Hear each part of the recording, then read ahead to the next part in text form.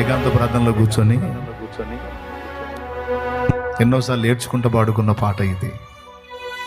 అయ్యా, ఉన్నత స్థలాల్లో నివసిస్తానన్నావు, అలాగే విరిగి నలిగిన మనస్సు గల వారికి నేను ఆసనుణ్ణి అన్నావు, వాళ్ళ దగ్గర నేను ఉంటాను అన్నావు.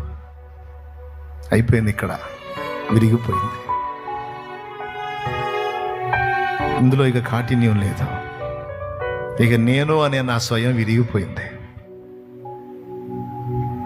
దా, విరిగిన నా మనస్సు నీవు చూడు, ఇదిగో ఇక నాలో నివసించు అని పిలుచుకున్నా.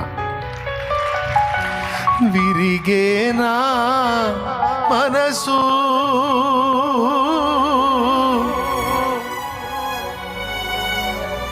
వసింప రావా,